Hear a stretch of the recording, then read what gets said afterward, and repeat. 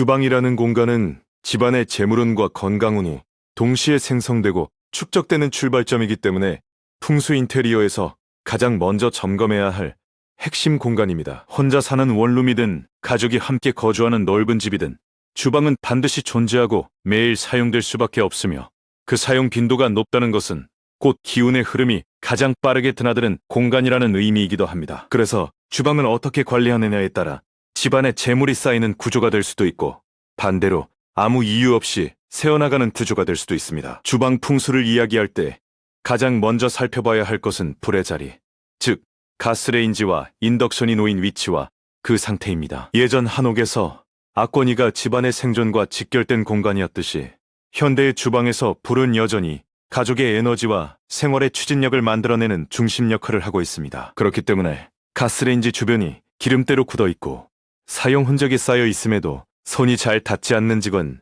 이상하게도 가족들의 기운이 무겁고 생활의 활력이 떨어지는 경우가 많습니다. 반대로 특별한 풍수 소품이 없어도 불의 자리를 매일 조금씩 닦고 관리하는 집은 재물운 이전에 집안 분위기 자체가 훨씬 안정적으로 유지되는 경향을 보입니다. 이 불의 자리 다음으로 중요한 것이 바로 쌀독과 밥솥인데 이 두 가지는 풍수적으로 볼 때 집안의 금과 같은 역할을 합니다. 쌀은 단순한 식재료가 아니라 집안에 들어오는 현물과 저장된 재물의 상징이고 밥솥은 그 재물이 매일 생명력으로 전환되는 통로이기 때문에 이 두 가지가 항상 시야에 노출돼 있으면 재물이 밖으로 흘러나가는 구조가 만들어지기 쉽습니다. 그래서 가능하다면 밥솥은 조리대 위에 드러내기보다는 수납장 안이나 아일랜드 하부처럼 눈에서 멀어지는 공간으로 옮기는 것이 훨씬 안정적입니다. 주방에서 또 하나 반드시 짚고 넘어가야 할 부분은 하수구와 쓰레기통입니다. 하수구는 물과 음식물이 동시에 드나드는 자리이기 때문에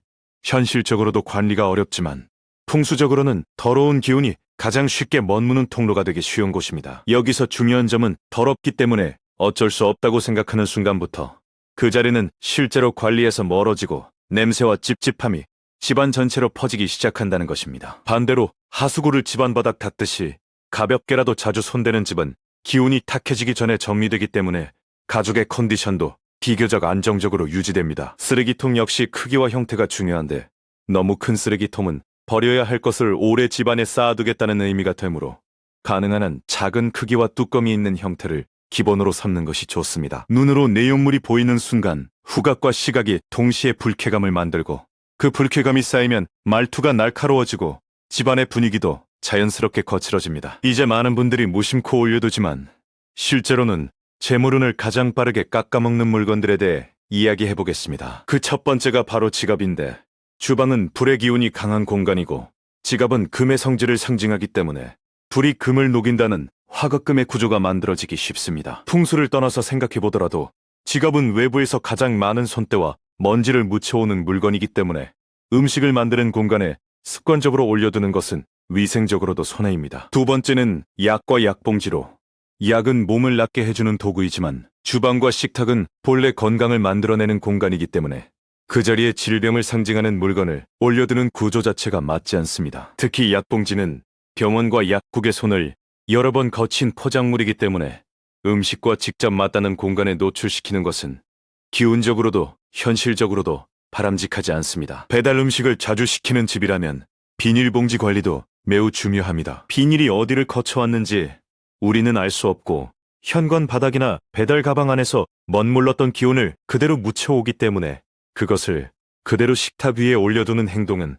주방의 기운을 단번에 흐리게 만듭니다. 배달을 받자마자 비닐을 제거하고 용기만 꺼내는 습관은 위생을 넘어 재물운과 건강운을 동시에 지키는 기본 동작이라고 보셔도 됩니다. 칼 역시 주방에서 반드시 관리해야 할 요소입니다. 칼은 유용한 도구이지만 기본적으로 날카로운 흉기의 성질을 가지고 있기 때문에 조리대 위에 드러내어 놓는 순간부터 긴장감과 공격적인 기운을 반복적으로 만들어냅니다. 가능하다면 서랍수납으로 옮기고 밖에 둘 수밖에 없다면 시선이 바로 닿지 않는 위치로 숨기는 것만으로도 충분한 차이를 만들 수 있습니다. 식탁의 배치와 그릇 관리도 주방 풍수에서 빼놓을 수 없습니다. 식탁은 가능하면 벽을 바라보는 구조를 피하고 앉았을 때 시야가 막히지 않는 방향으로 배치하는 것이 기운의 흐름을 자연스럽게 유지하는 데 도움이 됩니다. 그릇은 가족 각자의 전용 밥그릇과 수저를 정해 사용하는 것이 좋고 금이 가거나 깨진 그릇은 아깝더라도 바로 정리하는 것이 맞습니다. 묵은 때가 베어